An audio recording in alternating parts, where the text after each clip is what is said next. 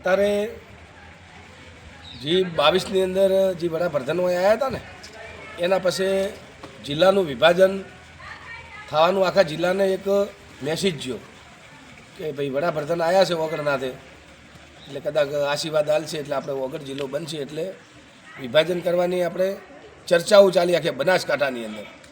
તો આપણે પછી ધોનેરા, ભાભર, દીવદર, કોંકરેજ એમને કોઈ મેસેજ દ્વારા મીડિયા દ્વારા કે ભાઈ અમને વગર જિલ્લો આપો, વિભાજન કરવું છે એટલે.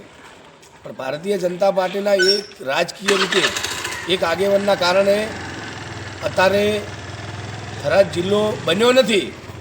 ખાલી ગુજરાતની ભારતીય જનતા પાર્ટીની સરકાર જે ચાલે છે ને એની ખાલી એ લોકોએ મુખ્યમંત્રીએ અને જે કેબિનેટમાં છે એમની ખાલી મંજૂરી આપી છે. હવે મંજૂરી આપી છે એટલે પહેલી તો લોકસભા, રાજ્યસભા અને વડાપ્રધાન અને એની પછી છેલ્લી રાષ્ટ્રપતિની સહી પણ બાકી છે. એટલે અમે 30 તારીખે જે બોર્ડ માર્યા એના પછી આપણા બધા પ્રચારો ચાલુ થયા ઓગઢ જિલ્લા માટેના.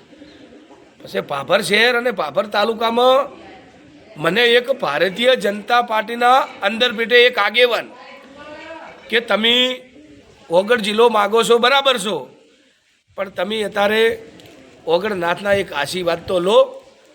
એટલે અમે સંજુભા, સનુભા, હું પોતે, બે મારા મીડિયાના મિત્ર સોમાભાઈ અને દેવરાજભાઈ ઠાકોર સમાજના આગેવાન, અમે અત્યારે દેવ દરબાર આવ્યા.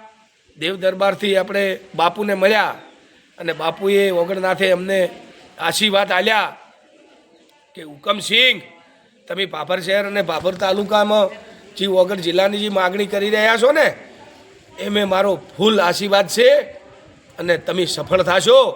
એટલે હવે મને વિશ્વાસ બેઠો છે કે ઓગઢનાથના અમને આશીર્વાદ છે.